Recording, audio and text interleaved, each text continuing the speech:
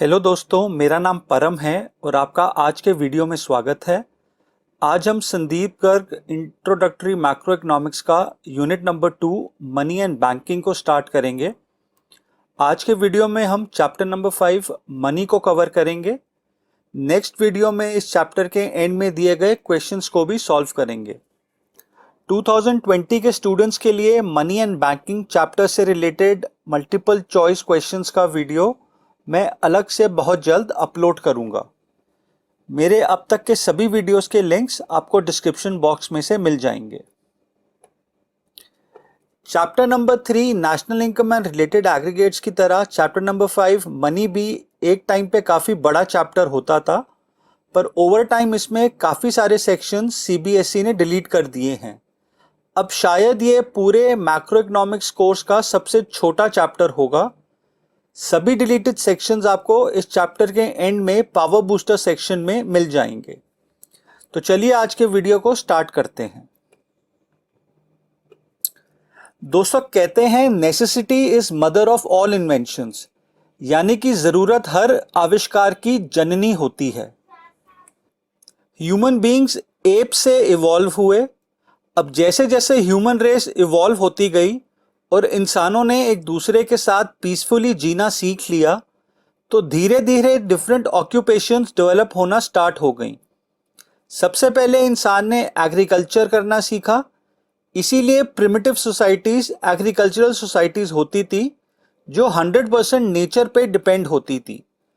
पर जैसे जैसे इंसानों ने टेक्नोलॉजी डेवलप करना सीखा, अब भले ही वो व्हील का इन्वेंशन हो या फिर इलेक्ट्रिसिटी का इन्वेंशन हो, तो धीरे धीरे इंडस्ट्रीज डेवलप होना स्टार्ट हुई और इकोनॉमीज एग्रीकल्चर इकोनॉमीज से इंडस्ट्रियल इकोनॉमीज में ट्रांसफॉर्म होती गई। अब हम ये जानते हैं कि ह्यूमन वांट्स अनलिमिटेड होती हैं और उन्हें सेटिस्फाई करने के लिए हमें गुड्स एंड सर्विसेज की ज़रूरत पड़ती है। इन गुड्स एंड सर्विसेज को हम पैसे दे के खरीदते हैं और अपनी वांट्स को इनसे सेटिस्फाई करते हैं। पर ह्यूमन एवोल्यूशन में एक टाइम ऐसा भी था जब पैसा यानी कि मनी की इन्वेंशन नहीं हुई थी। ये वो ज़माना था जब कोई सेंट्रल अथॉरिटी यानी कि गवर्नमेंट वजूद में नहीं आई थी। तब ह्यूमन छोटे छोटे कबीलों में रहते थे और सब डिसीजंस एक आम कंसेंसस से लिए जाते थे। अब ऐसे वक्त में ह्यूमंस अपनी वांट्स को कैसे सेटिस्फाई करते होंगे? तो इसका आंसर है बार्टर सिस्टम ऑफ एक्सचेंज। उन दिनों में ह्यूमन वांट्स सिंपल और लिमिटेड होती थी। लोग अपने द्वारा बनाए गए गुड्स या सर्विसेज के बदले दूसरे लोगों द्वारा बनाए गए गुड्स एंड सर्विसेज को एक्सचेंज करते थे।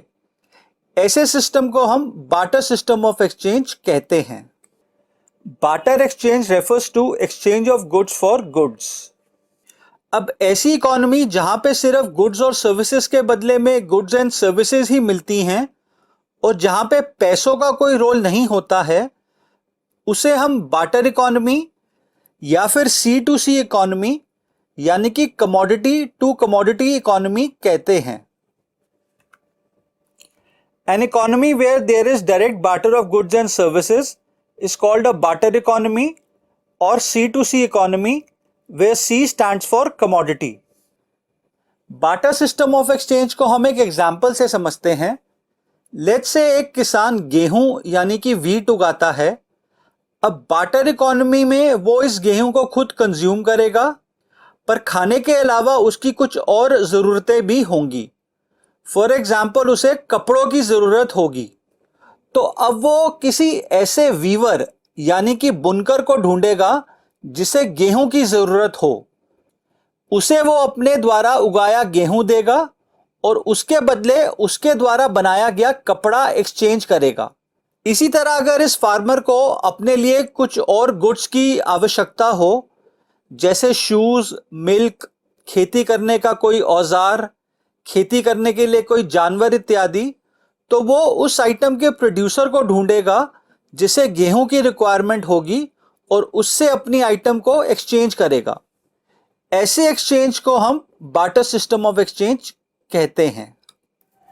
अब बार्टर सिस्टम तभी काम करेगा जब दोनों पार्टीज जिनके बीच ये एक्सचेंज हो रहा है उन दोनों में डबल कोइंसिडेंस ऑफ वांट्स हो। आइए इस पॉइंट को समझते हैं। Double coincidence of wants refers to the simultaneous fulfilment of mutual wants of buyers and sellers. यहां दो फ्रेजेस को समझिए, पहला साइमल्टेनियस फुलफिलमेंट और दूसरा म्यूचुअल वांट्स।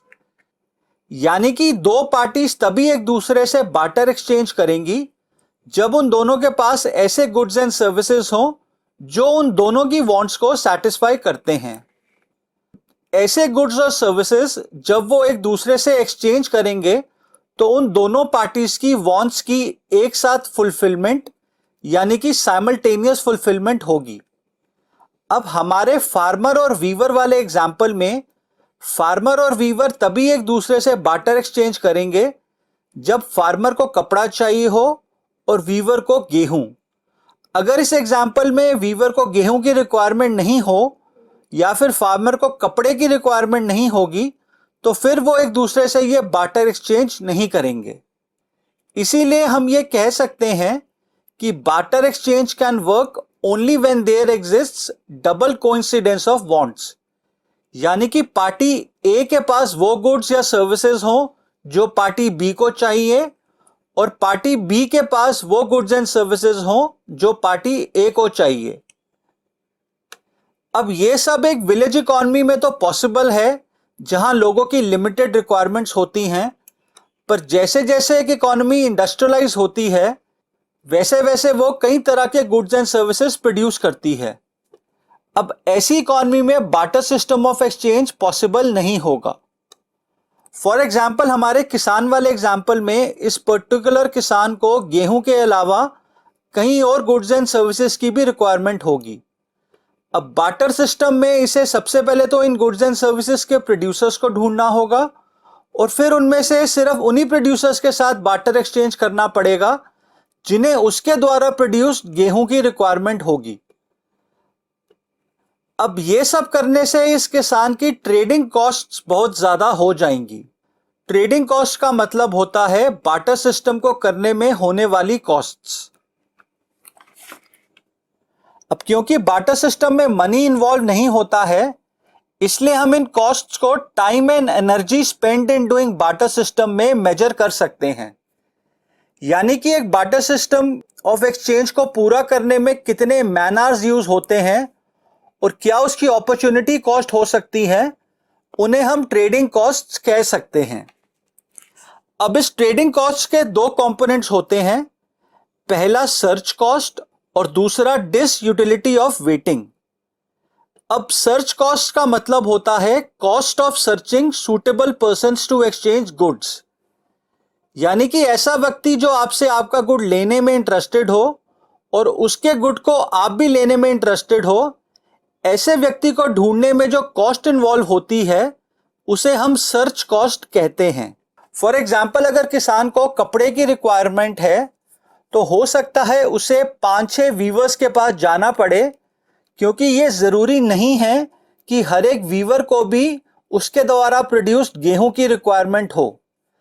अब इस सर्च में जो इस किसान का खर्चा आएगा, फॉर एग्जाम्पल वो कोई टांगे वाला हायर करता है और उसे उसके सर्विसेज के बदले जो वो अपने द्वारा प्रोड्यूस्ड गेहूं देगा वो इसकी सर्च कॉस्ट होगी। ट्रेडिंग कॉस्ट का दूसरा कंपोनेंट होता है disutility of waiting. Disutility of waiting refers to time period spent on searching the required person. यानी कि जितना टाइम एक पार्टी को बार्टर एक्सचेंज करने के लिए दूसरी पार्टी को ढूंढने में लगता है उसे हम डिस यूटिलिटी ऑफ वेटिंग कहते हैं। ये असल में दोनों पार्टीज के लिए समय की बर्बादी होती है। अब जैसे जैसे इकोनॉमीज इंडस्ट्रियलाइज होती हैं वैसे वैसे और ज्यादा गुड्स एंड सर्विसेज प्रोड्यूस होने लगते हैं, जिससे बार्टर सिस्टम करना और मुश्किल हो जाता है। आइए अब हम बार्टर सिस्टम की लिमिटेशंस या ड्रॉबैक्स को समझते हैं। बार्टर सिस्टम का सबसे पहला ड्रॉबैक है lack of double coincidence of wants. Barter system can work only when both buyer and seller are ready to exchange each other's goods. For example, A can exchange goods with B only when A has what B wants and B has what A wants. However, such double coincidence of wants is very rare. अब ये point हमने अभी अभी समझा है।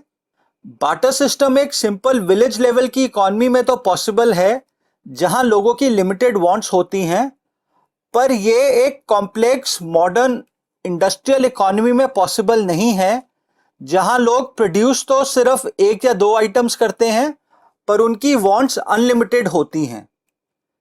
For example, मैं एक teacher हूं जो टीचिंग सर्विसेज दे सकता हूं, पर मेरी वांट्स अनलिमिटेड होंगी।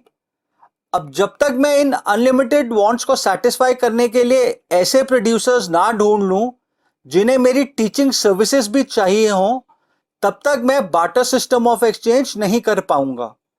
अब ऐसे प्रोड्यूसर्स मिलना काफ़ी मुश्किल है और टाइम और कॉस्ट कंज्यूमिंग भी है, जिन्हें हम trading costs of barter exchange कहते हैं। अब क्योंकि बाटर एक्सचेंज को करने की ट्रेडिंग कॉस्ट्स बहुत ज़्यादा होती हैं, इसीलिए मॉडर्न इकोनॉमीज में बाटर सिस्टम पॉसिबल नहीं होता है।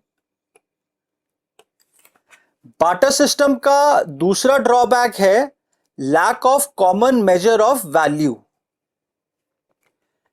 In the barter system, all commodities are not of equal value and there is no common measure of value of goods and services in which exchange ratios can be expressed.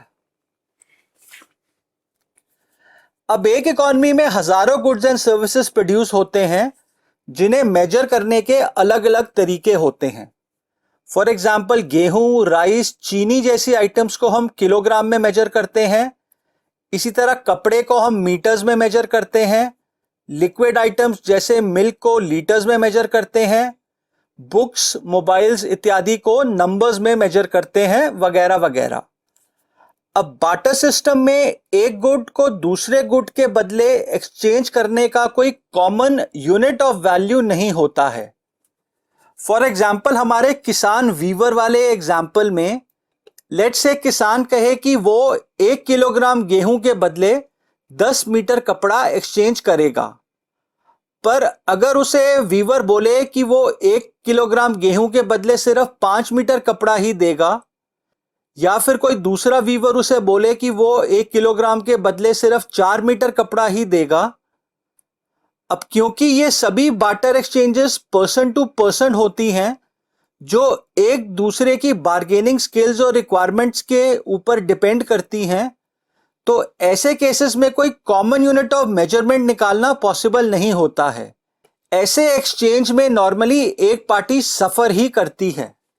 अब किसान अपने 1 kilogram गेहूं के बदले चाहता तो 10 metre कपड़ा है, पर अगर उसे इससे कम मिलता है तो फिर वो इसका लॉस होगा। अब जब तक गुड्स और सर्विसेज की एक्सचेंज का कोई कॉमन यूनिट नहीं बनता है, तब तक इस इकॉनमी में प्रॉपर अकाउंटिंग भी पॉसिबल नहीं होती है। अब लेट्स से एक इकॉनमी में 1000 गुड्स एंड सर्विसेज प्रोड्यूस होते हैं, तो बार्टर एक्सचेंज में हर एक गुड की वैल्यू बाकी 999 गुड्स के हिसाब से कैलकुलेट करनी पड़ेगी, और वो भी प्रोड्यूसर टू प्रोड्यूसर वेरी करेगी। इससे प्राइस लिस्ट बहुत ज्यादा कॉम्प्लिकेट हो जाएगी। बार्टर सिस्टम का तीसरा ड्रॉबैक है lack of standard of deferred payment. Under barter system, contracts involving future payments और credit transactions cannot take place with ease because of the following reasons. अब modern economies में जहां money में payment होती है, वहां पे कई बार बायर को उसके सेलर से क्रेडिट फैसिलिटी मिलती है, जहां पे बायर माल खरीदने के कुछ टाइम बाद उसकी पेमेंट करता है, जिसे हम डेफर्ड पेमेंट कहते हैं। अब ये डेफर्ड पेमेंट की फैसिलिटी बायर को बार्टर सिस्टम में नहीं मिल सकती है। इसके 3 इंपॉर्टेंट रीजंस है। पहला, the borrower may not be able to arrange goods of exactly same quality at the time of repayment.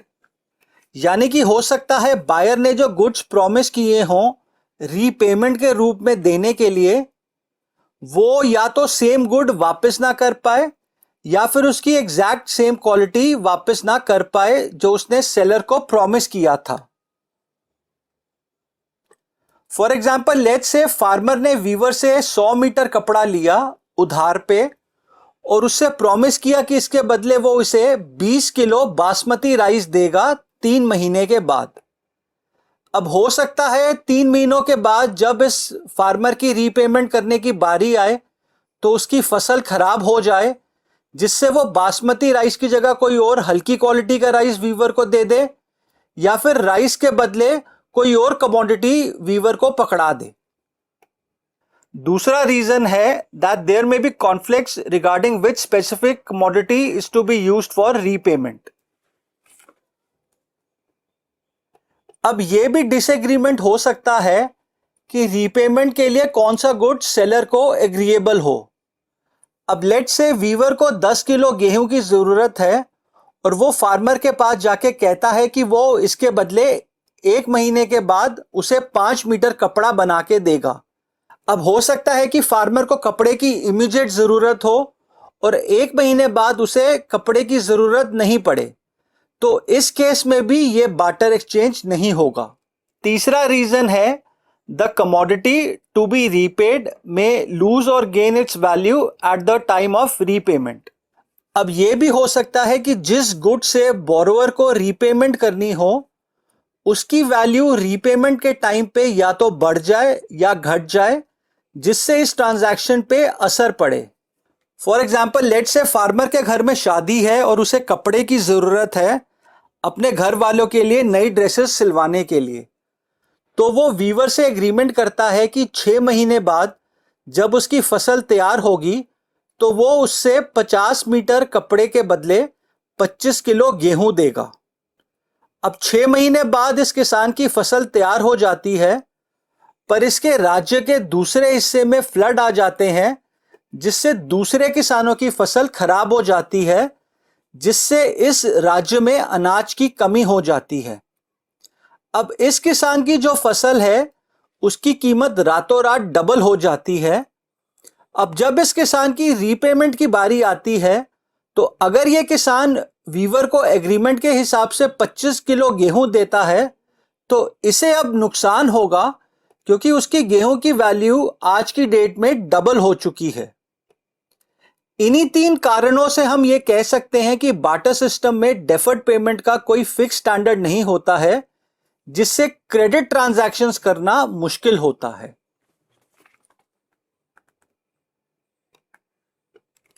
Barter system की चौथी लिमिटेशन है lack of store of value. Under barter system it is difficult for people to store wealth for future use. अब barter system का चौथा drawback है कि इस system में हम गुड्स के रूप में वैल्यू की स्टोरेज नहीं कर सकते हैं। यहां पे स्टोरेज ऑफ वैल्यू का मतलब हुआ स्टोरेज ऑफ परचेजिंग पावर। अब मॉडर्न इकोनॉमीज में लोग अपनी इनकम से कुछ हिस्सा सेव करते हैं अपने फ्यूचर यूज के लिए।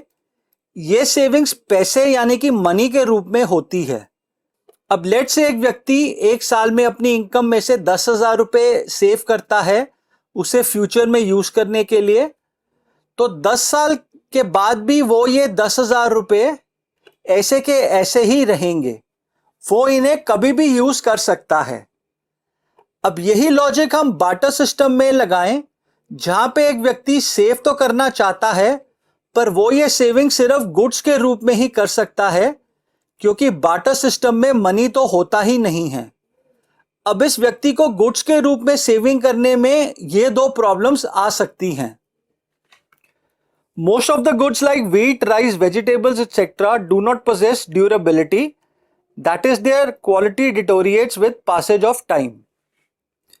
अब कई सारे गुड्स जैसे food grains, pulses, vegetables, fish, milk इत्यादि पेरिशेबल गुड्स होते हैं जो सालों साल तक स्टोर नहीं किए जा सकते हैं। वो कुछ टाइम बाद खराब हो जाते हैं, इसीलिए हम इन गुड्स को लंबे समय के लिए स्टोर नहीं कर सकते हैं। दूसरा रीजन है storage of goods requires time and efforts. अब दूसरा कारण यह है कि अनलाइक मनी, जिसे आप एक अलमारी या तिजोरी में रख सकते हैं, गुड्स को रखने के लिए गोदाम इत्यादि की जरूरत पड़ती है। फिर उसकी रखवाली के लिए भी रिसोर्सेज की जरूरत पड़ती है, जिससे उसकी स्टोरेज एक एक्सपेंसिव और मुश्किल प्रोसेस बन जाता है। इन दो कारणों की वजह से हम ये कह सकते हैं कि बार्टर सिस्टम में वैल्यू की स्टोरेज पॉसिबल नहीं होती है। अब बार्टर सिस्टम की इन्हीं लिमिटेशंस की वजह से यह सिस्टम धीरे धीरे समाप्त हो गया है और इसकी जगह मॉनेटरी एक्सचेंज सिस्टम ने ले ली है, जहां गुड्स एंड सर्विसेज की सेल और परचेज दो अलग अलग प्रोसेस हो गए हैं। अब जहां बार्टर सिस्टम में एक व्यक्ति जब कोई गुड बेचता था तो उसे उसके बदले कोई गुड कंपलसरी खरीदना भी पड़ता था, मनी के आने के बाद यह कंपल्शन खत्म हो गई है। अब अगर किसी व्यक्ति को कोई गुड बेचना है तो उसे उसके बदले कोई दूसरा गुड खरीदने की जरूरत नहीं है। इसी तरह अगर कोई व्यक्ति को कोई गुड खरीदना है तो उसे उसके बदले कोई गुड बेचना नहीं पड़ेगा। बेचने वाले व्यक्ति को उसके बदले मनी मिलेगा और खरीदने वाले व्यक्ति को उसके बदले मनी देना पड़ेगा। आइए अब मनी की फॉर्मल डेफिनेशन भी पढ़ लेते हैं। ये पहली डेफिनेशन संदीप गर्ग में नहीं मिलती है, पर यह डेफिनेशन भी करेक्ट है। Money is defined as anything which is generally acceptable by the people in exchange of goods and services और इन रीपेमेंट ऑफ डेट्स। यानी कि ऐसी कोई भी कमोडिटी जिसे लोग एक्सेप्ट करते हैं गुड्स एंड सर्विसेज की पेमेंट के रूप में या फिर डेट यानी कि लोन की रीपेमेंट के रूप में, उसे हम मनी कहते हैं। अब मनी में हम ना सिर्फ करेंसी यानी कि कॉइन्स और नोट्स को इंक्लूड करते हैं, बल्कि चेक्स, प्लास्टिक मनी जैसे डेबिट कार्ड या क्रेडिट कार्ड, या फिर डिजिटल करेंसी जैसे कि NEFT, IMPS, wallet payment, UPI payment, और आजकल क्रिप्टो करेंसी जैसे बिटकॉइंस इत्यादि को भी इंक्लूड करते हैं। अब मनी की डेफिनेशन जो बुक में दे रखी है उसे भी पढ़ लेते हैं। Money is anything which is generally accepted as a medium of exchange, measure of value, store of value and means for standard of deferred payment. यानी कि ऐसी कोई भी कमोडिटी जो लोगों में जनरली एक्सेप्टेड हो और वो ये चार फंक्शंस करती हो, यानी कि medium of exchange, measure of value, storage of value और मीन्स फॉर डेफर्ड पेमेंट, उसे हम मनी कहते हैं। अब इस डेफिनेशन को समझने के लिए आपको पावर बूस्टर सेक्शन का सब सेक्शन 1 को पढ़ना पड़ेगा। इसे पढ़ने के बाद ही आपको ये डेफिनेशन समझ आएगी। बेसिकली इस डेफिनेशन में मनी के रूप में बार्टर सिस्टम के चारों लिमिटेशंस का सॉल्यूशन भी मिल जाता है। यह भी आपको पावर बूस्टर सेक्शन में समझाया गया है, आप इसे जरूर पढ़ें। चलिए दोस्तों, अब इस चैप्टर के लास्ट सेक्शन 5.4 में हम मनी सप्लाई के कंसेप्ट को भी समझ लेते हैं। यह थोड़ा ट्रिकी कंसेप्ट है, क्योंकि इसको समझने के लिए आइडियली आपको पहले पावर बूस्टर में दिए गए मनी के कंसेप्ट को समझना होगा। इसको मैं आपको ब्रीफली समझाता हूं ताकि आपको मनी सप्लाई का कंसेप्ट आसानी से समझ आ जाए। अब हमने मनी की डेफिनेशन में यह पढ़ा है कि ऐसी कोई भी कमोडिटी जो कि जनरली एक्सेप्टेड हो और ये चार फंक्शंस करती हो, यानी कि medium of exchange, measure of value, means for standard of deferred payment और स्टोरेज ऑफ वैल्यू, तो उसे हम मनी कह सकते हैं। अब ये चार पॉइंट्स बेसिकली बार्टर सिस्टम के ड्रॉबैक्स हैं जिन्हें मनी के इंट्रोडक्शन ने करेक्ट किया था। इन चार पॉइंट्स को हम मनी के चार फंक्शंस भी बोल सकते हैं, जिनमें पहले दो फंक्शंस यानी कि मीन्स ऑफ एक्सचेंज और मेजर ऑफ वैल्यू मनी के प्राइमरी फंक्शंस होते हैं और बाकी दो फंक्शंस यानी कि स्टैंडर्ड ऑफ डेफर्ड पेमेंट और स्टोरेज ऑफ वैल्यू मनी के सेकेंडरी फंक्शंस होते हैं। इन्हें हम डेरिवेटिव फंक्शन भी बोलते हैं, क्योंकि सेकेंडरी फंक्शंस प्राइमरी फंक्शन से डिराइव यानी कि ओरिजिनेट होते हैं। यहां हम इन चारों फंक्शंस को ब्रीफली समझेंगे। अब पहला प्राइमरी फंक्शन है medium of exchange. Money as a medium of exchange means that it can be used to make payments for all transactions of goods and services. It is the most essential function of money. Money has the quality of general acceptability, so all exchanges take place in terms of money. यानी कि किसी भी goods and services के purchase के बदले उसकी payment money में की जा सकती है। यह मनी का सबसे इंपॉर्टेंट फंक्शन है। इस फंक्शन से जो बार्टर सिस्टम का lack of double coincidence of mutual bonds का ड्रॉबैक था वो करेक्ट हो जाता है। मनी की इन्वेंशन के बाद कोई भी सेलर कभी भी कुछ भी बेच सकता है और कोई भी परचेजर कभी भी कुछ भी खरीद सकता है। मनी का दूसरा प्राइमरी फंक्शन है कि वो सभी गुड्स एंड सर्विसेज की यूनिट ऑफ वैल्यू होती है। Money as a measure of value means that money works as a common denomination in which values of all goods and services are expressed. अब हमने chapter 3 में national income and related aggregates में ये समझा था कि कैसे हम एक इकॉनमी में प्रोड्यूस सभी गुड्स एंड सर्विसेज की मार्केट वैल्यू को कैलकुलेट करते हैं मनी के रूप में। नहीं तो कोई आइटम किलोग्राम में मेजर होती है तो कोई आइटम लीटर्स में, कोई आइटम मीटर्स में मेजर होती है तो कोई आइटम नंबर इत्यादि में मेजर होती है। अब जो आइटम किलोग्राम में मेजर होती है उसे कोई दूसरे आइटम जो मीटर्स में मेजर होती है से कंपेयर करना मुश्किल है। पर अगर हम इन दोनों आइटम्स की वैल्यू को उनके मार्केट प्राइस में एक्सप्रेस कर दें जो कि बेसिकली उनकी मनी वैल्यू होगी, तो हम फिर डिफरेंट आइटम्स को आसानी से कंपेयर कर सकते हैं। इस फंक्शन के लिए हम मनी को यूनिट ऑफ अकाउंट भी कहते हैं और ये unit of account different countries में डिफरेंट नाम से पुकारा जाता है। फॉर एग्जांपल इंडिया में हम इसे रुपीस बोलते हैं, ब्रिटेन में इसे पाउंड बोला जाता है, यूएसए में इसे डॉलर बोला जाता है, इत्यादि इत्यादि। मनी का तीसरा फंक्शन है कि ये स्टैंडर्ड ऑफ डेफर्ड पेमेंट होता है। Money as a standard of deferred payments means that money acts as a standard for payments which are to be made in future. Every day millions of transactions take place in which payments are not made immediately. Money encourages such transactions and helps in capital formation and economic development of the economy. I think ये एक straight forward point है। Money के इस function से economy में borrowing और lending होती है।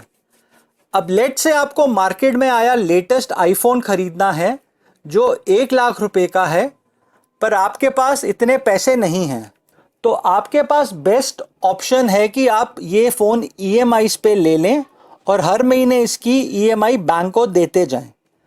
अब ऐसे ट्रांजैक्शन से एक इकॉनमी में होने वाली प्रोडक्शन और कंजम्पशन एक्टिविटीज़ कई गुना बढ़ जाती हैं।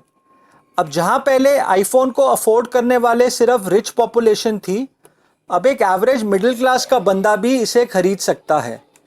इससे इस आईफोन को बनाने वाली एप्पल कंपनी की प्रोडक्शन में इंक्रीमेंट होगी, वो और ज़्यादा कैपिटल गुड्स खरीदेगी जिससे और ज़्यादा लोगों को एम्प्लॉयमेंट मिलेगी और ओवरऑल एक इकॉनमी की कैपिटल फॉर्मेशन और GDP में बढ़ोतरी होगी।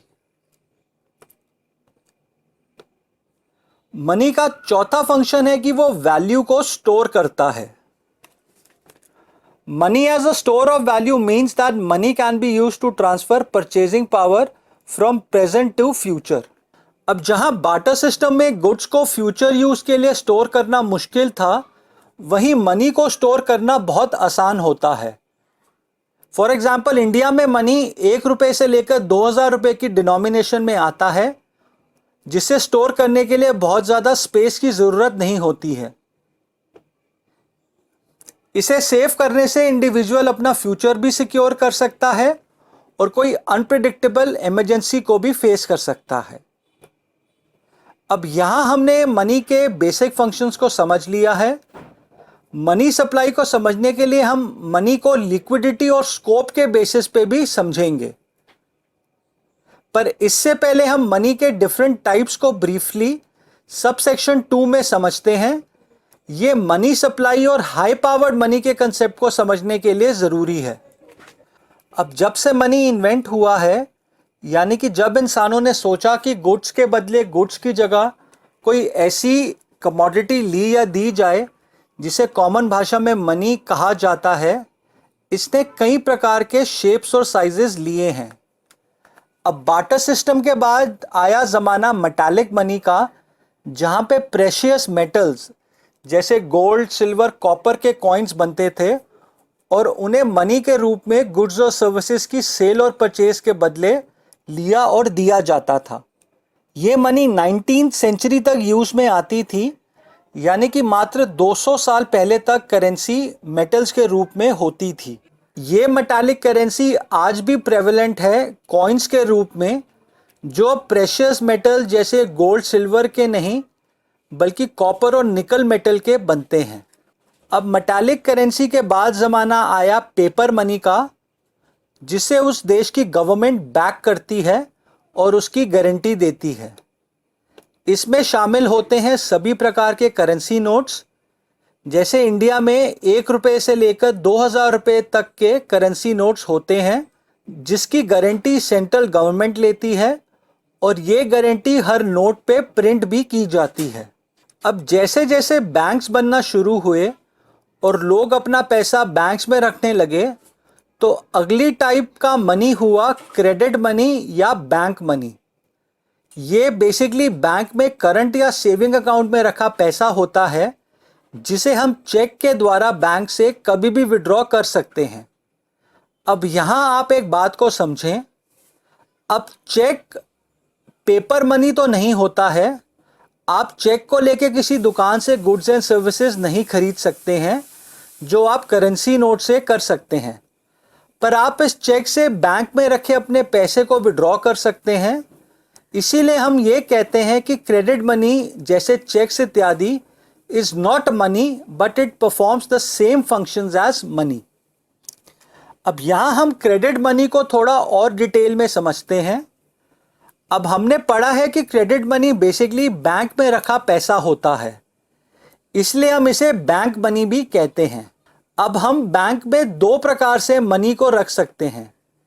पहला, हम बैंक में सेविंग या करंट अकाउंट खोलते हैं और उसमें अपना पैसा डिपॉजिट करते हैं। ऐसे डिपॉजिट्स को हम डिमांड डिपॉजिट्स कहते हैं, क्योंकि ये पैसा बैंक को कंज्यूमर को इमीडिएटली वापस करना पड़ता है जब कोई कंज्यूमर इसे डिमांड करता है। इस पैसे को इसका डिपॉजिटर चेक के द्वारा या फिर डेबिट कार्ड के द्वारा कभी भी विड्रॉ कर सकता है। अब दूसरे किस्म का बैंक मनी होता है टर्म डिपॉजिट, जिसे डिपॉजिटर बैंक में लॉन्ग पीरियड के लिए इन्वेस्ट करता है, जिसके बदले उसे बैंक से इंटरेस्ट मिलता है। इसे हम फिक्स्ड डिपॉजिट भी बोलते हैं। अब ये डिपॉजिट को डिपॉजिटर चेक के द्वारा कभी भी विड्रॉ नहीं कर सकता है। इसके लिए या तो टर्म डिपॉजिट का टाइम पीरियड कंप्लीट होना चाहिए, या फिर अगर इसे डिपॉजिटर उसकी टर्म खत्म होने से पहले ही विड्रॉ करना चाहता है, तो फिर उसे बैंक को पहले इन्फॉर्म करना पड़ता है और बैंक कुछ टाइम बाद यह पैसा डिपॉजिटर को वापस करता है। यानी कि हम ये कह सकते हैं कि अनलाइक डिमांड डिपॉजिट, जो एक डिपॉजिटर कभी भी विड्रॉ कर सकता है, टर्म डिपॉजिट को उसका डिपॉजिटर इमीडिएटली विड्रॉ नहीं कर सकता है। अब जिस तरह एक डिपॉजिटर बैंक में सेविंग अकाउंट खोलता है या फिर टर्म डिपॉजिट करता है, ठीक वैसे ही डिपॉजिटर्स पोस्ट ऑफिस में भी सेविंग अकाउंट खोल सकते हैं और उनके यहां भी टर्म डिपॉजिट्स करा सकते हैं, जैसे कि नेशनल सेविंग सर्टिफिकेट्स, किसान विकास पत्र इत्यादि के रूप में। अब इसके अलावा प्लास्टिक मनी जैसे क्रेडिट और डेबिट कार्ड्स भी होते हैं। उनके अलावा डिजिटल मनी जैसे यूपीआई पेमेंट, वॉलेट पेमेंट इत्यादि, और अब लेटेस्ट क्रिप्टो करेंसी जैसे बिटकॉइंस का भी प्रचलन हो गया है। अब यहां हमें मनी को लिक्विडिटी के बेसिस पे और स्कोप के बेसिस पे समझना होगा। आइए पहले इसे लिक्विडिटी के बेसिस पे समझते हैं। ये कंसेप्ट मनी सप्लाई को समझने के लिए आवश्यक है। अब पेपर करेंसी जैसे करेंसी नोट्स मेटालिक करेंसी जैसे कॉइन्स और बैंक मनी जो डिमांड डिपॉजिट्स यानी कि सेविंग अकाउंट और करंट अकाउंट के रूप में होते हैं, ये सबसे ज्यादा लिक्विड फॉर्म ऑफ मनी होता है। यहां लिक्विडिटी का मतलब है कि कितनी जल्दी एक असेट मनी में कन्वर्ट बैक होता है। अब जितनी जल्दी वो असेट मनी में कन्वर्ट होगा, हम उसे उतना ज्यादा ही लिक्विड बोलेंगे। अब करेंसी और कॉइन्स तो बाय डेफिनेशन सबसे ज्यादा लिक्विड होते हैं, और क्योंकि डिमांड डिपॉजिट्स जैसे सेविंग या करंट अकाउंट में रखा पैसा भी इमीडिएटली बैंक से विड्रॉ किया जा सकता है पेपर करेंसी के रूप में, इसीलिए वो भी most liquid form of money माने जाते हैं। अब जो बैंक में किया गया टर्म डिपॉजिट होता है, या फिर पोस्ट ऑफिस में खोला गया सेविंग अकाउंट, या फिर पोस्ट ऑफिस में किया गया टर्म डिपॉजिट होता है, इन्हें हम नियर मनी कहते हैं, क्योंकि ये असेट्स इमीडिएटली मनी में कन्वर्ट नहीं होते हैं, पर इन्हें मनी में कन्वर्ट करने में ज्यादा टाइम भी नहीं लगता है। अब अनलाइक लिक्विड एसेट्स जिससे हम गुड्स एंड सर्विसेज को डायरेक्टली खरीद सकते हैं, नियर मनी से हम गुड्स एंड सर्विस को डायरेक्टली नहीं खरीद सकते हैं। इन्हें हमें पहले लिक्विड मनी में कन्वर्ट करना पड़ता है और फिर हम उससे गुड्स एंड सर्विसेज को खरीद सकते हैं। अब हम पोस्ट ऑफिस में खोले गए सेविंग बैंक अकाउंट को नियर मनी इसीलिए कहते हैं क्योंकि अनलाइक बैंक ये पैसा चेक से विड्रॉ नहीं किया जा सकता है। अब जब हम सिर्फ लिक्विड मनी जैसे कि paper currency notes, coins, demand deposits और बैंक्स को कंसिडर करते हैं, तो तब हम मनी को नैरोली डिफाइन करते हैं, और जब हम इसमें नियर मनी यानी कि बैंक में किए गए टर्म डिपॉजिट्स, या फिर पोस्ट ऑफिस में खोला गया सेविंग अकाउंट, या फिर पोस्ट ऑफिस में किए गए टर्म डिपॉजिट्स को कंसिडर करते हैं, तो फिर हम मनी को ब्रॉडली डिफाइन करते हैं। यानी कि हम ये कह सकते हैं कि broad definition of money is equal to money assets plus near money. अब इन सभी पॉइंट्स को ध्यान में रखते हुए अब हम मनी सप्लाई के कंसेप्ट को आसानी से समझ पाएंगे। Money supply refers to total volume of money held by public at a particular point of time in an economy. अब इस डेफिनेशन में हमें दो पॉइंट्स को समझना है। पहला total volume of money held by public, और दूसरा eight a particular point of time. आइए पहले पॉइंट नंबर 1 यानी कि total volume of money held by public को समझते हैं। अब आप यहां पे डोमेस्टिक इकोनॉमी के 3 सेक्टर्स को रिकॉल कीजिए। पहला सेक्टर है हाउस होल्ड सेक्टर, दूसरा सेक्टर है प्रोड्यूसर या फर्म सेक्टर, और तीसरा है गवर्नमेंट सेक्टर। गवर्नमेंट सेक्टर को भी हम जनरल गवर्नमेंट और पब्लिक सेक्टर अंडरटेकिंग्स यानी कि पीएसयूज में डिवाइड कर सकते हैं। इन 3 सेक्टर्स के अलावा हम ये अज्यूम करते हैं कि इस इकोनॉमी में बैंकिंग सिस्टम भी है। अब जो हाउस होल्ड सेक्टर और प्रोड्यूसर सेक्टर है, जिसमें हमने पब्लिक सेक्टर अंडरटेकिंग्स को भी इंक्लूड किया है, क्योंकि ये कंपनीज भी प्रोड्यूसर सेक्टर की बाकी कंपनीज की तरह प्रॉफिट मोटिव पे ही काम करती हैं, तो ये दोनों सेक्टर्स मनी यूजिंग सेक्टर्स होते हैं। ये दोनों सेक्टर्स बैंक्स और गवर्नमेंट फाइनेंशियल इंस्टीट्यूशन से पैसा लोन पे लेते हैं और उनसे प्रोडक्शन, कंजम्पशन और कैपिटल फॉर्मेशन करते हैं। अब इन दोनों सेक्टर से उलट जनरल गवर्नमेंट सेक्टर और banking system money creating sectors होते हैं। इंडिया में सेंट्रल गवर्नमेंट सभी डिनोमिनेशन के कॉइन्स को मिंट करती है।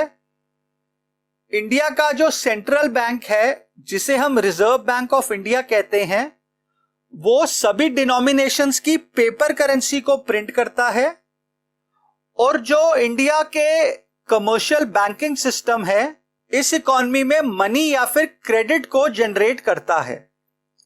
ध्यान रहे, कोई भी कमर्शियल बैंक, भले ही वो प्राइवेट हो जैसे कि एचडीएफसी बैंक या फिर एक्सिस बैंक इत्यादि, या फिर वो कोई पब्लिक बैंक हो जैसे कि स्टेट बैंक ऑफ इंडिया या फिर पंजाब नेशनल बैंक इत्यादि, ये सभी बैंक्स मनी को प्रिंट नहीं करते हैं, पर वो इकॉनमी में मनी को क्रिएट करते हैं। हम इस पॉइंट को डिटेल में अगले चैप्टर बैंकिंग में समझेंगे। अभी के लिए आप बस इतना समझें कि गवर्नमेंट और बैंकिंग सिस्टम मनी को क्रिएट करते हैं और हाउस होल्ड और प्रोड्यूसर सेक्टर इस मनी को यूज करते हैं। अब जब हम मनी सप्लाई की डेफिनेशन में मनी हेल्ड बाय पब्लिक लिखते हैं, तो बेसिकली हम मनी यूजिंग सेक्टर यानी कि हाउस होल्ड और प्रोड्यूसर सेक्टर के पास कितना पैसा है उसको कंसिडर करते हैं। ये पैसा पूरी इकॉनमी में एक सेक्टर से दूसरे सेक्टर के बीच सर्कुलेट करता है। गवर्नमेंट और बैंकिंग सेक्टर के पास जो अपना पैसा होता है, वो पैसा इकॉनमी में सर्कुलेट नहीं करता है। ये पैसा या तो बैंक्स के पास खुद रिजर्व्स के रूप में होता है या फिर सेंट्रल बैंक यानी कि आरबीआई के पास रिजर्व्स के रूप में होता है। अब मनी सप्लाई की डेफिनेशन का दूसरा पॉइंट है कि हम मनी सप्लाई को एक पर्टिकुलर पॉइंट ऑफ टाइम पे मेजर करते हैं। इसीलिए मनी सप्लाई स्टॉक कंसेप्ट का एग्जाम्पल होता है। फॉर एग्जाम्पल 31 मार्च 2021 को इंडियन इकॉनमी में 1,88,00,000 करोड़ रुपए की मनी सप्लाई थी। अब यहां हमने मनी सप्लाई को एक पर्टिकुलर डेट यानी कि 31 मार्च 2021 पे मेजर किया है, इसीलिए हम इसको एक स्टॉक कंसेप्ट कहेंगे। अब हम जानते हैं कि मनी या तो लिक्विड मनी होगा, करेंसी, कॉइन्स और बैंक डिमांड डिपॉजिट के रूप में, या फिर नियर मनी होगा बैंक टर्म डिपॉजिट और पोस्ट ऑफिस डिपॉजिट्स के रूप में। और हम ये भी जानते हैं कि जब हम सिर्फ लिक्विड मनी को कंसिडर करते हैं तो ये मनी की नैरो डेफिनेशन होती है, और जब हम इसमें नियर मनी को ऐड करते हैं तो फिर ये मनी की ब्रॉड डेफिनेशन होती है। आइए अब हम मनी सप्लाई के कंसेप्ट को इंडिया के कॉन्टेक्स्ट में समझते हैं। अब इंडिया का जो सेंट्रल बैंक है उसे हम रिजर्व बैंक ऑफ इंडिया कहते हैं। इसके बारे में हम डिटेल में नेक्स्ट चैप्टर बैंकिंग में पढ़ेंगे। अभी के लिए आप इतना समझ लें कि इंडिया में मनी से रिलेटेड जो मेन अथॉरिटी है वो रिजर्व बैंक ऑफ इंडिया यानी कि आरबीआई है। अब 1967-68 तक आरबीआई मनी सप्लाई को मनी के नैरो डेफिनेशन के रूप में मेजर करती थी, यानी कि सिर्फ लिक्विड मनी को ही मनी सप्लाई में इंक्लूड किया जाता था।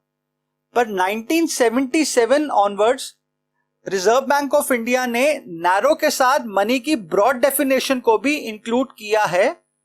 एज अ रिजल्ट अब हमारे पास मनी सप्लाई को मेजर करने के 4 तरीके हैं, जिन्हें हम M1, M2, M3 और M4 कहते हैं। इसमें M1 और M2 मनी के नैरो कंसेप्ट्स होते हैं और M3 और M4 मनी के ब्रॉड कंसेप्ट्स होते हैं। आइए सबसे पहले M1 के कंसेप्ट को समझते हैं। ये इन चारों कंसेप्ट्स में सबसे इंपॉर्टेंट कंसेप्ट है। M1 is the first and basic measure of money supply. It is also known as transaction money as it can be directly used for making transactions. M1 is equal to currency and coins with public plus demand deposits of commercial banks plus other deposits with RBI.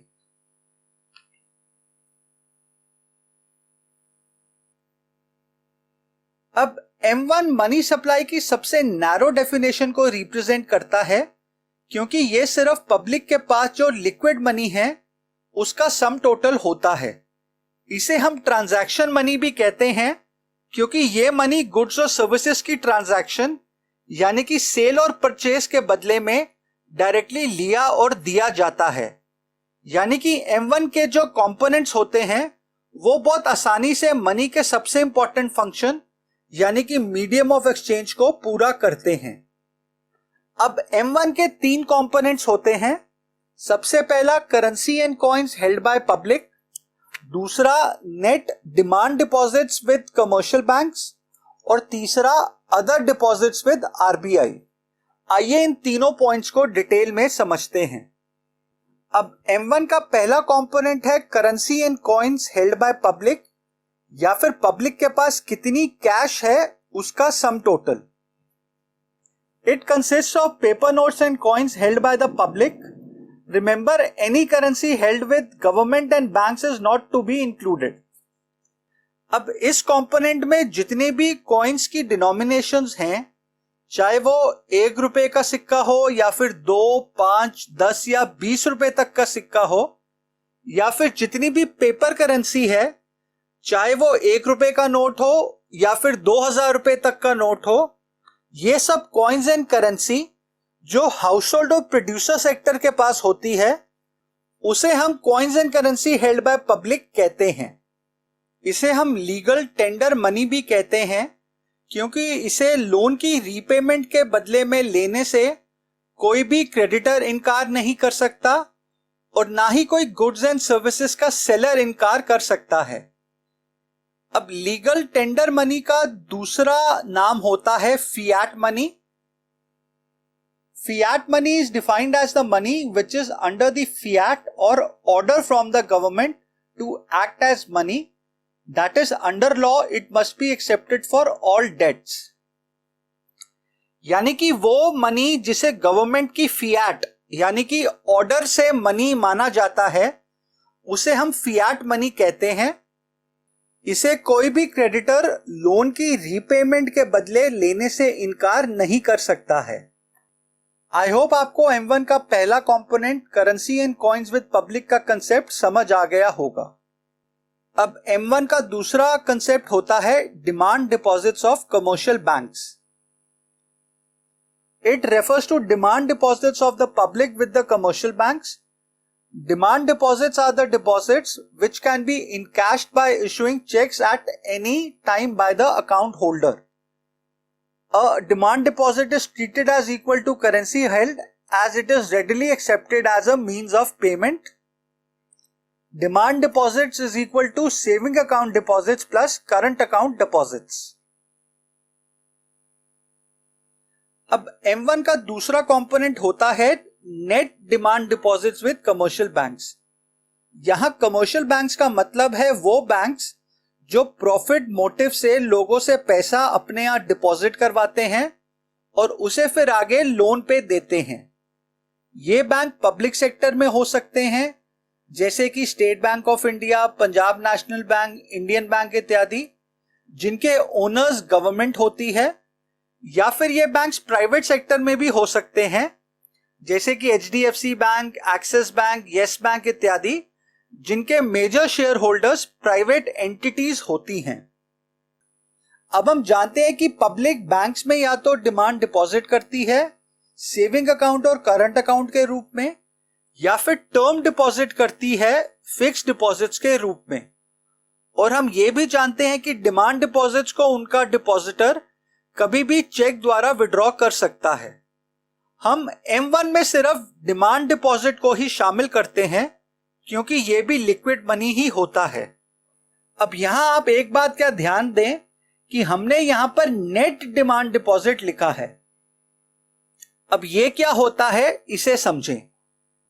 अब जिस तरह house hold और producer sector banks में demand deposit करते हैं, उसी तरह banks भी दूसरे बैंक्स में डिमांड डिपॉजिट्स करते हैं।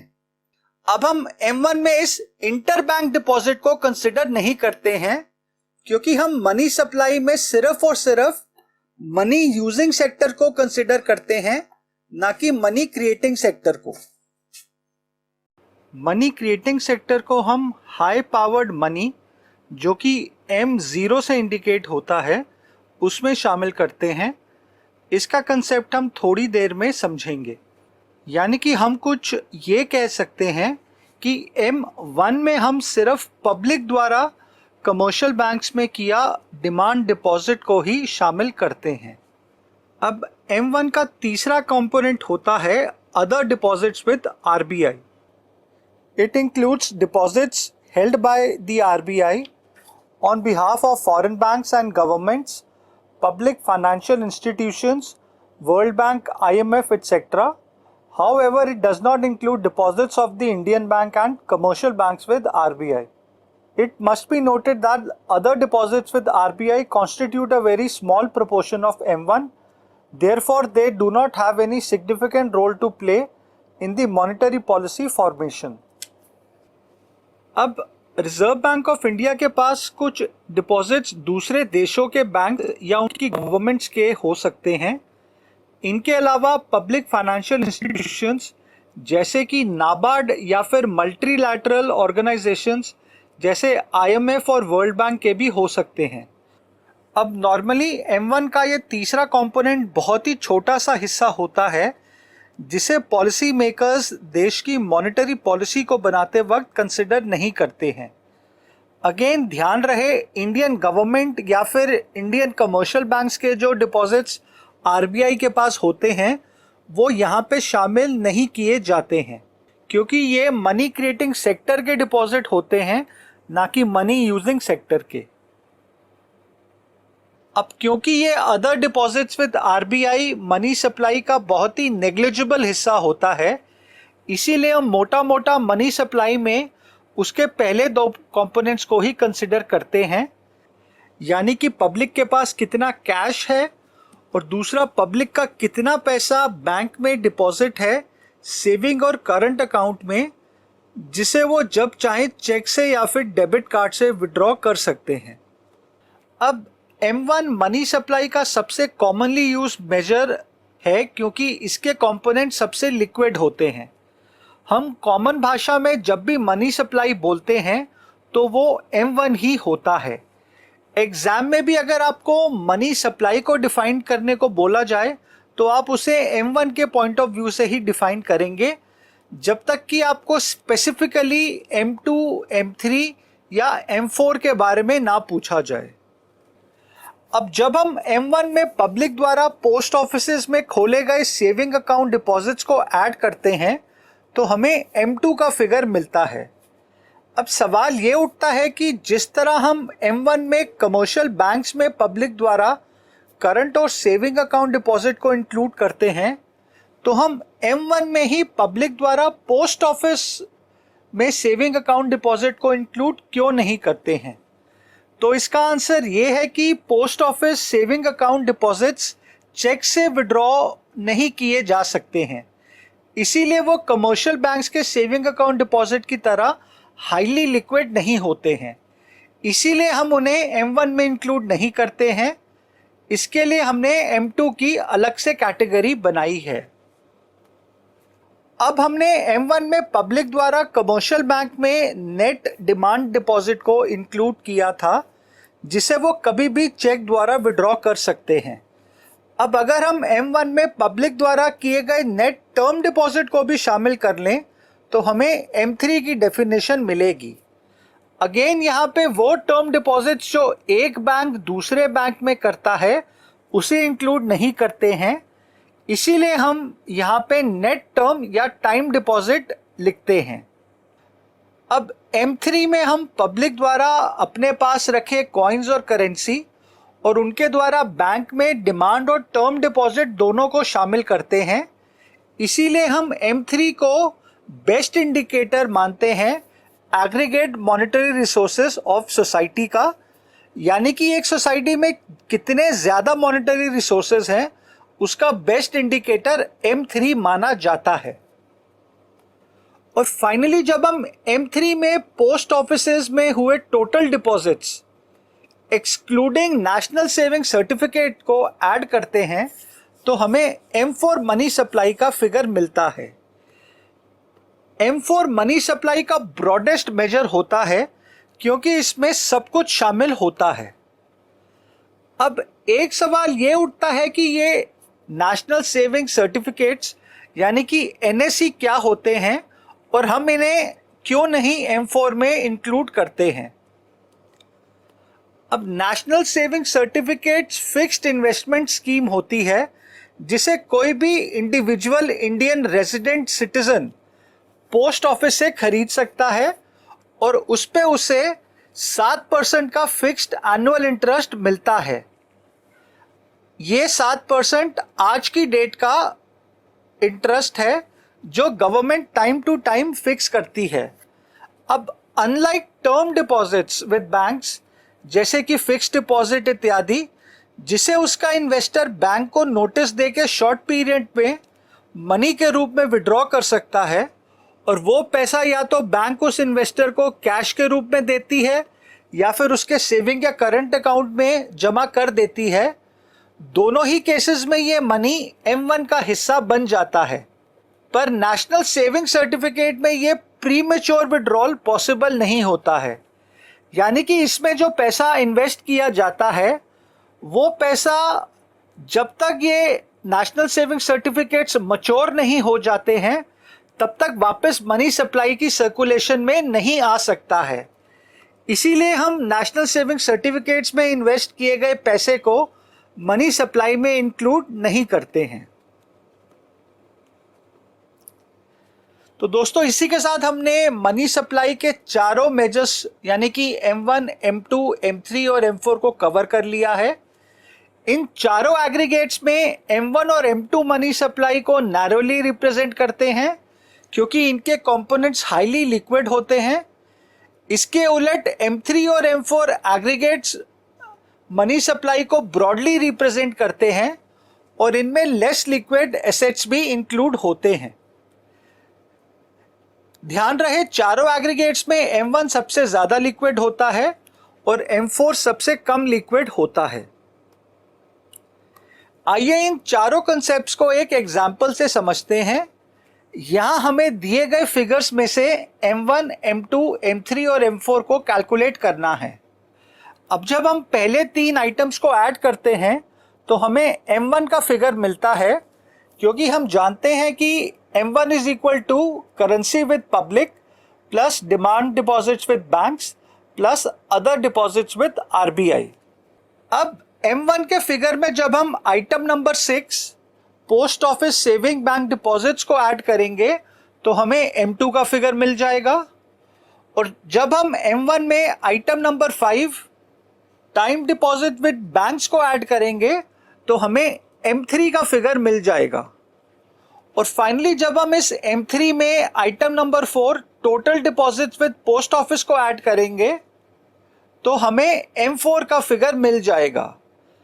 अब अगर आप इन चारों एग्रीगेट्स के फिगर्स को देखें तो M4 मनी सप्लाई का सबसे बड़ा एग्रीगेट होता है और ये सबसे कम लिक्विड भी होता है, जबकि M1 इन चारों एग्रीगेट्स का सबसे छोटा एग्रीगेट होता है, पर ये सबसे ज्यादा लिक्विड भी होता है।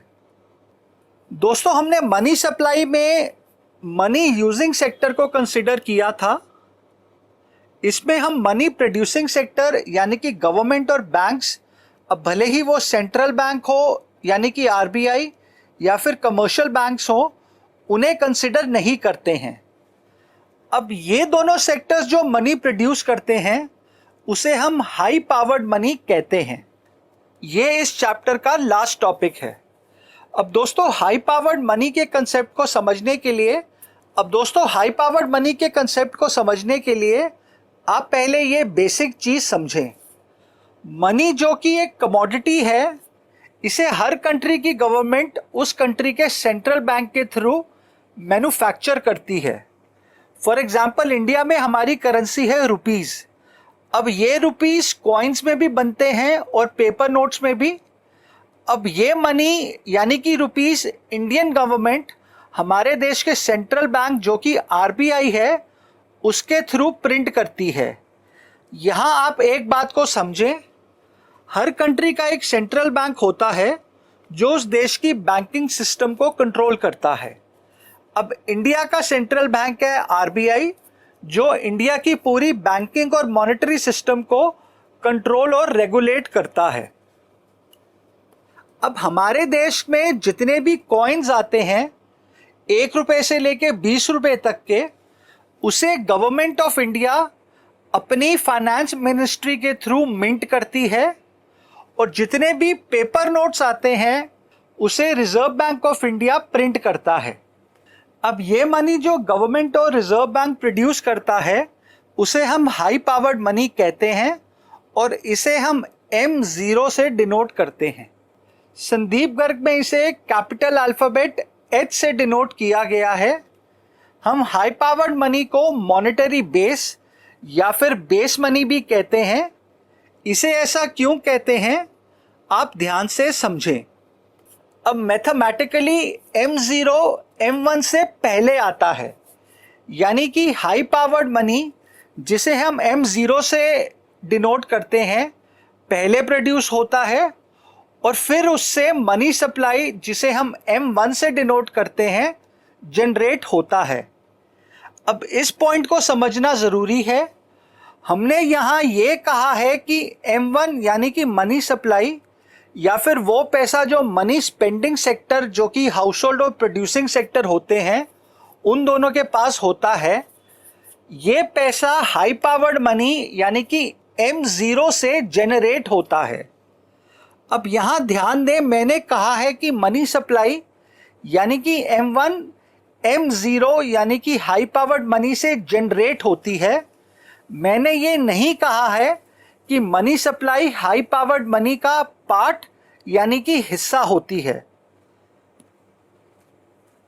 अब किसी चीज से जनरेट होना और किसी चीज का पार्ट होने में फर्क होता है। अब अगर मैं ये कहता कि M1 M0 का हिस्सा होता है तो M0 की वैल्यू M1 से हमेशा ज़्यादा होती, पर ऐसा नहीं होता है। M1 यानी कि मनी सप्लाई निकलती तो M0 यानी कि हाई पावर्ड मनी में से ही है, पर उसकी वैल्यू M0 से कहीं ज़्यादा होती है। हम इस पॉइंट को थोड़ी देर में समझेंगे।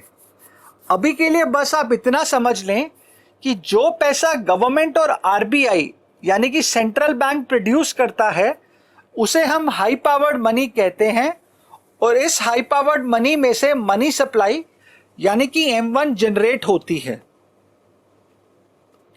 अब इसे आप कुछ इस तरह भी कह सकते हैं कि हाई पावर्ड मनी वो बीज होता है जिसमें से मनी सप्लाई का पेड़ उगता है। अब आइए समझते हैं कि हाई पावर्ड मनी में क्या क्या इंक्लूड होता है। अब हम जानते हैं कि मनी सप्लाई यानी कि M1 हाई पावर्ड मनी से ही जनरेट होता है। अब ये तो ऑब्वियस बात है, जब तक मनी प्रोड्यूसिंग सेक्टर यानी कि गवर्नमेंट या फिर रिजर्व बैंक और कमर्शियल बैंक्स मनी को प्रोड्यूस ही नहीं करेंगे, तब तक मनी यूजिंग सेक्टर यानी कि हाउस होल्ड सेक्टर और प्रोड्यूसर सेक्टर उसे यूज कैसे करेगा। अब हम ये भी जानते हैं कि मनी सप्लाई यानी कि M1 के 3 कंपोनेंट्स होते हैं: currency and coins held by public, demand deposits of public with commercial banks जिसे हम नेट डिमांड डिपॉजिट्स भी कहते हैं, और अदर डिपॉजिट्स विद RBI। अब क्योंकि ये other deposits with RBI money supply का बहुत ही नेग्लिजिबल हिस्सा होते हैं, इसीलिए हम मोटा मोटा मनी सप्लाई में उसके पहले 2 कंपोनेंट्स को ही कंसिडर करते हैं, यानी कि एक पब्लिक के पास कितना कैश है और दूसरा पब्लिक का कितना पैसा बैंक में डिपॉजिट है सेविंग और करंट अकाउंट में, जिसे वो जब चाहे चेक से या फिर डेबिट कार्ड से विड्रॉ कर सकती है। अब क्योंकि money supply high powered money में से ही प्रोड्यूस होता है, तो टेक्निकली इसके दोनों कंपोनेंट्स हाई पावर्ड मनी का हिस्सा होने चाहिए। अब यहाँ हम मनी सप्लाई का पहला कंपोनेंट यानी कि पब्लिक के पास कितनी कैश है करेंसी और कॉइन्स के रूप में, उसे हाई पावर्ड मनी में शामिल करते हैं। तो ये कंपोनेंट मनी सप्लाई और हाई पावर्ड मनी दोनों में कॉमन होगा। अब मनी सप्लाई का दूसरा कंपोनेंट है वो डिमांड डिपॉजिट्स जो पब्लिक कमर्शियल बैंक्स में रखती है। अब हम इस कंपोनेंट को सीधा सीधा हाई पावर्ड मनी में शामिल नहीं कर सकते हैं। वो इसीलिए कि कमर्शियल बैंक्स के पास कितने डिमांड डिपॉजिट्स होते हैं वो उन बैंक्स में रखे कैश रिजर्व्स पे डिपेंड करता है। अब ऐसा क्यों होता है और ये कैश रिजर्व्स क्या होते हैं, इन्हें हम डिटेल में अगले चैप्टर के सेक्शन 6.3 में पढ़ेंगे। अभी के लिए आप इतना समझ लें कि पब्लिक बैंक्स में कितने डिमांड डिपॉजिट्स रखती है, ये अमाउंट बैंक के पास कितने कैश रिजर्व्स हैं उस पर डिपेंड करता है। अब अगर बैंक्स कम से कम पैसा कैश रिजर्व्स में रखेंगे तो उतना ही वो पब्लिक को ज़्यादा से ज़्यादा लोन दे सकेंगे और उतना ज़्यादा ही वो पैसा डिमांड डिपॉजिट्स के रूप में वापस बैंक्स में आएगा। इसीलिए हम ये कह सकते हैं कि डिमांड डिपॉजिट्स जो मनी सप्लाई का पार्ट होते हैं वो बैंक्स के पास जो कैश रिजर्व्स होते हैं उनसे कहीं ज़्यादा होते हैं। इसीलिए हम डिमांड डिपॉजिट्स को सीधा सीधा हाई पावर्ड मनी में इंक्लूड नहीं करते हैं, बल्कि वो जिस चीज़ से जनरेट हुए हैं यानी कि कैश रिजर्व्स विद बैंक, उन्हें हम हाई पावर्ड मनी में इंक्लूड करते हैं। यानी कि बैंक डिमांड डिपॉजिट्स नहीं, बल्कि जो कैश रिजर्व्स विद बैंक्स होते हैं वो हाई पावर्ड मनी का दूसरा कंपोनेंट होते हैं। इसके अलावा हाई पावर्ड मनी का तीसरा कंपोनेंट भी होता है जो कि है deposits held by government and commercial banks with RBI. अब अगर आप M1 के कंसेप्ट को ध्यान से पढ़ रहे हैं तो हमने ये component deposits held by government and commercial banks with RBI को मनी सप्लाई के तीसरे component other deposits held with RBI में इंक्लूड नहीं किया था। वो इसीलिए कि ये डिपॉजिट्स हाई पावर्ड मनी का हिस्सा होते हैं जो इकॉनमी में एक्चुअल सर्कुलेशन में नहीं आते हैं। अब बाय लॉ कमर्शियल बैंक्स को अपने कुछ रिजर्व्स आरबीआई के पास रखने होते हैं जिसे हम कैश रिजर्व रेशियो कहते हैं। इसी तरह गवर्नमेंट्स भी अपने डिपॉजिट्स आरबीआई के पास रखता है। अब कमर्शियल बैंक्स एक इकॉनमी में कितना डिमांड डिपॉजिट क्रिएट करते हैं ये उनके खुद के पास कितना कैश रिजर्व है जिसे हमने अभी अभी समझा था और जिसे हम स्टैट्यूटरी लिक्विडिटी रेशियो यानी कि एसएलआर कहते हैं, उस पे डिपेंड करता है। और उनका कितना कैश रिजर्व आरबीआई के पास रखा हुआ है जिसे हम कैश रिजर्व रेशियो यानी कि सीआरआर कहते हैं, इन दोनों पे डिपेंड करता है। अब जितना कम एसएलआर और सीआरआर होगा उतना ज़्यादा बैंक डिपॉजिट्स क्रिएट कर सकते हैं। इसीलिए हम deposits held by government and commercial banks with RBI को भी हाई पावर्ड मनी में शामिल करते हैं, क्योंकि जितना कम पैसा कमर्शियल बैंक्स को आरबीआई के पास रखना पड़ेगा उतना ज़्यादा वो इकॉनमी में मनी सप्लाई क्रिएट कर सकते हैं। इसीलिए हम ये कह सकते हैं कि cash reserves which are a part of high powered money serve as the actual base for the generation of demand deposits. इसीलिए हम हाई पावर्ड मनी को बेस मनी भी कहते हैं। हम सीआरआर और एसएलआर के कंसेप्ट को डिटेल में नेक्स्ट चैप्टर में पढ़ेंगे।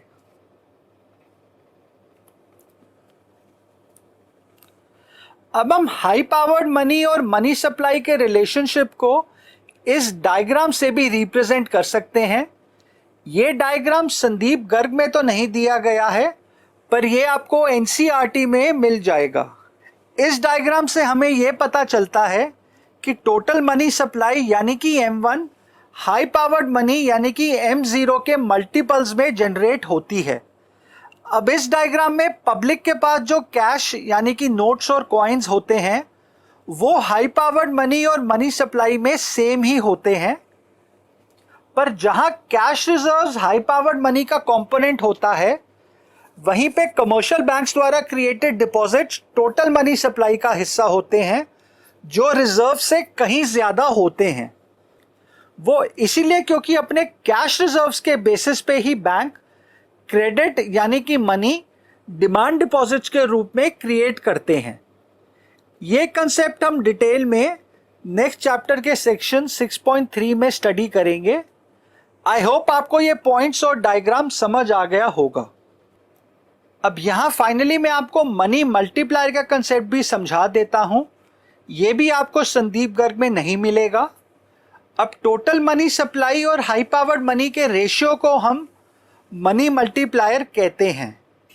इस इक्वेशन में capital M is total money supply यानी कि M1, H is high powered money और small m is money multiplier. इस इक्वेशन से हमें यह पता चलता है कि हाई पावर्ड मनी के कितने मल्टीपल्स में टोटल मनी सप्लाई क्रिएट होती है। अब इस इक्वेशन की वैल्यू हमेशा 1 से ज़्यादा होगी, क्योंकि टोटल मनी सप्लाई की वैल्यू हमेशा हाई पावर्ड मनी से ज़्यादा होगी। ये इसीलिए होता है क्योंकि डिमांड डिपॉजिट्स जो मनी सप्लाई का कंपोनेंट होते हैं वो हमेशा कैश रिजर्व्स जो कि हाई पावर्ड मनी का कंपोनेंट होते हैं उससे ज़्यादा होंगे। करेंसी हेल्ड बाय पब्लिक जो कि M1 और M0 दोनों में कॉमन कंपोनेंट है, उसकी वैल्यू दोनों में सेम रहेगी। इस इक्वेशन को हम एक एग्जांपल से समझते हैं। लेट्स से आरबीआई ने 500 करोड़ की करेंसी प्रिंट की। अब ये 500 करोड़ रुपए हाई पावर्ड मनी होंगे। अब जब ये 500 करोड़ रुपए इकॉनमी में सर्कुलेट करेंगे तो लेट्स से इस 500 करोड़ से कमर्शियल बैंक्स ने 750 करोड़ रुपए के डिमांड डिपॉजिट्स क्रिएट करे। तो यहां मनी मल्टीप्लायर की वैल्यू हुई टोटल मनी सप्लाई यानी कि 750 crore divided by high powered money यानी कि 500 crore which is equal to 1.5। तो इस इक्वेशन को देख के हम ये कह सकते हैं कि हाई पावर्ड मनी ने अपने से 1.5 टाइम्स ज़्यादा मनी सप्लाई इकॉनमी में क्रिएट करी। इसीलिए हम ये कहते हैं कि high powered money is the base for generation of money supply, इसीलिए इसे बेस मनी भी कहा जाता है। तो चलिए दोस्तों, हमने यहाँ पे हाई पावर्ड मनी का भी कंसेप्ट समझ लिया है। इसको यहाँ पे समराइज कर लेते हैं। हाई पावर्ड मनी जिसे हम M0 या फिर कैपिटल H से डिनोट करते हैं वो मनी होती है जिसे गवर्नमेंट और आरबीआई यानी कि देश का सेंट्रल बैंक प्रोड्यूस करता है। इसके 3 कंपोनेंट्स होते हैं: coins and currency held by public, cash reserves of banks and deposits of government and banks with RBI. High powered money को हाई पावर्ड या फिर बेस मनी इसीलिए कहा जाता है क्योंकि इसके जो सेकंड और थर्ड कंपोनेंट्स होते हैं यानी कि कैश रिजर्व्स विद बैंक्स जिसे हम SLR कहते हैं और cash reserves of banks with RBI जिसे हम CRR भी कहते हैं, ये दोनों रिजर्व्स एक इकॉनमी में कितने डिमांड डिपॉजिट्स क्रिएट होंगे उसका बेस यानी कि नींव होते हैं। इस पॉइंट को हम डिटेल में अगले चैप्टर में समझेंगे। तो चलिए दोस्तों, इसी के साथ हमने हाई पावर्ड मनी के कंसेप्ट को भी समझ लिया है। अगर आपको अभी भी इसमें थोड़ी कंफ्यूजन है तो डोंट वरी, जब आप चैप्टर नंबर 6 बैंकिंग को कवर करेंगे तो आपको ये वाला कंसेप्ट 100% समझ आ जाएगा। दोस्तों, इसी के साथ हमने चैप्टर नंबर 5 मनी को कंप्लीट कर लिया है। नेक्स्ट वीडियो में हम इस चैप्टर के सभी क्वेश्चंस को भी सॉल्व करेंगे। 2021 के स्टूडेंट्स के लिए मैं एक एक्सक्लूसिव MCQ का वीडियो बना रहा हूं जिसे मैं चैप्टर नंबर 6 को समझाने के बाद अपलोड करूंगा, क्योंकि उसमें मनी और बैंकिंग दोनों से रिलेटेड करीब 150 मल्टीपल चॉइस क्वेश्चंस होंगे। फाइनली दोस्तों, अगर आपको आज का वीडियो इन्फॉर्मेटिव लगा है तो आप इसको लाइक कीजिए, अपने दोस्तों में इसे शेयर कीजिए, चैनल को सब्सक्राइब कीजिए और बेल बटन को क्लिक कीजिए ताकि आपको मेरे अगले वीडियोस की नोटिफिकेशन मिल सके। Thank you and have a nice day.